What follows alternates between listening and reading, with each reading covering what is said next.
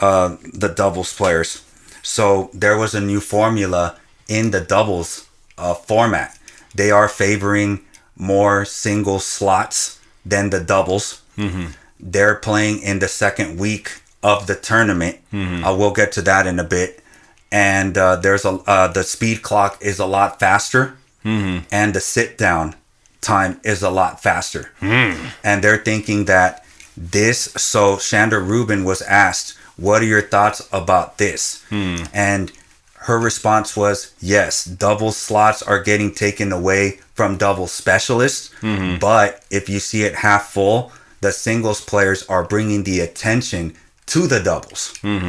Courier was even saying doubles play gets 20% of the total purse, and they're not worth that 20%. What are your thoughts on those comments?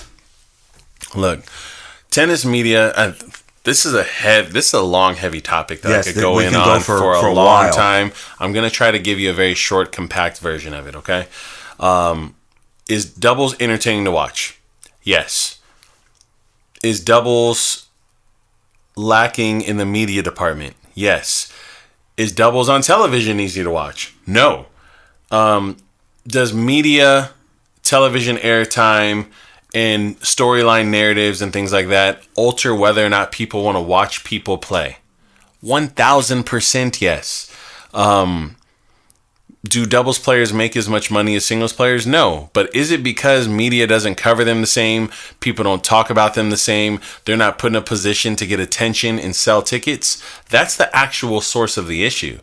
And I think that we've kind of dug a hole for doubles players where they no longer have clout on the tour, and it's unfortunate, but that's just what it is. They play no ad scoring. They don't do press conferences. They don't, like, there's so much wrong with the way they treat doubles, considering, here's another thing. I've been to pro tournaments, right?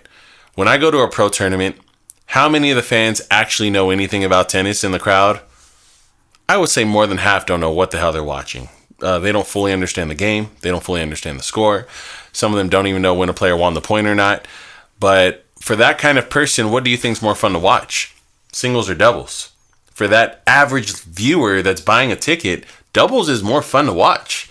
So for me, I really think that it's really a misstep the way the tour treats doubles players. I think there's a lot of money being left on the table.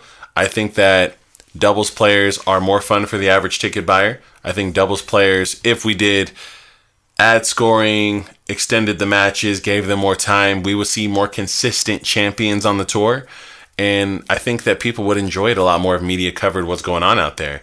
We talk about how the Bryan brothers, one of them basically knocked out the other one on court, live on television, and no one knew about it. Right. And that would have got so many clicks and engagement. It would have been viral on the internet, but it just went under the rug because no one pays attention. So, yeah. Do I think singles players would still fill more seats? Yes. Singles players are fun to watch. They have storylines. We know the love triangles of singles players. We know when they switch coaches. We know when they go on vacation. We know everything about singles players. How much coverage do we see for doubles? That's true. Not enough. So I don't want to dig too much deeper into this, but I genuinely do think that doubles could do better. I dislike the trend and the downward spiral that we're putting the doubles tour on, and I hope there's reform down the road at some point for it. For the most part, doubles is relatable to the fan. Yeah. Because they would rather play doubles more than singles. Yeah, on the recreational level. Level. Absolutely. So why not give a little more attention to them? This is something that just can keep going on forever. Yeah. But I'm going to read the new rules. So again, up to 16 slots reserved for a 32-team draw. So 16 slots automatically reserved for the singles players. Now, here's the thing, too. I don't know if this is considered a singles and a doubles player because Zverev and Monte Carlo played with Marcelo Melo. So I don't know if that slot is for the singles player only. You understand what I'm saying? Yeah, I see what you mean when they hybrid the team. Exactly. Yeah. So I don't think it's fair. I think it should be more 10 slots. I think that the doubles players should get a little more slot play in the Masters 1000 Yeah. because they would have to be ranked top 16 in order to be able to play in the Masters 1000. Yeah. If not, they're not going to play. So how is that really fair to the doubles team that that's what they do? Yeah. So I think that's unfair. Again, it's going to be covered in the second week of the tournament. Once the tournament's starting to die down and a lot of singles players are getting eliminated, now the doubles tournament will be ran. So that's that. I'm going to get to that in a bit. Then you got the reduced clock, as I stated. It goes to 15 seconds instead of 30. Now, what are your thoughts on that before I give you mine? I don't like it. I don't like shortened clocks. I feel like matches are rolling already. I feel like there wasn't a timing or pace issue.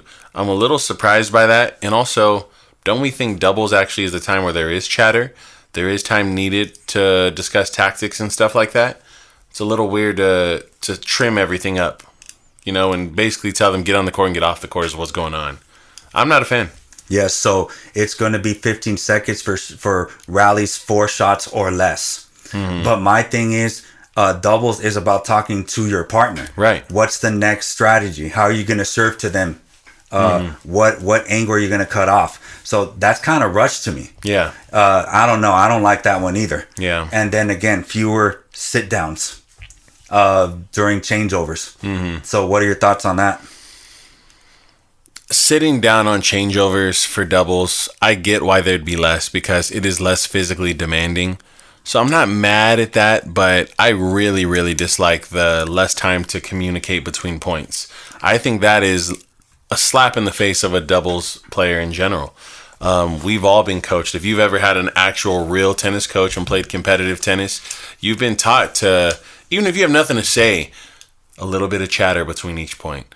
Make sure your opponent understands you're strategizing, you're saying something to your partner, or just mental reset. Talk to your partner to clear your mind. Talk to your partner for your morale. Find your sanity.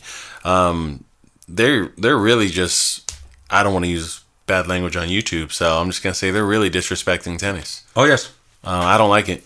The people making these decisions can't be tennis players. They can't be. And it's as you stated, why is Indian Wells beloved? Yeah. They have all those courts. People love to see these spectacular doubles teams being formed, and they have the court space. So instead of cutting it down, they need to build the revenue from the people coming in order to expand the tournament a little more. Yeah. So there could be more practice courts for the women and more doubles being played. Yeah. So it is what it is there. So we're going to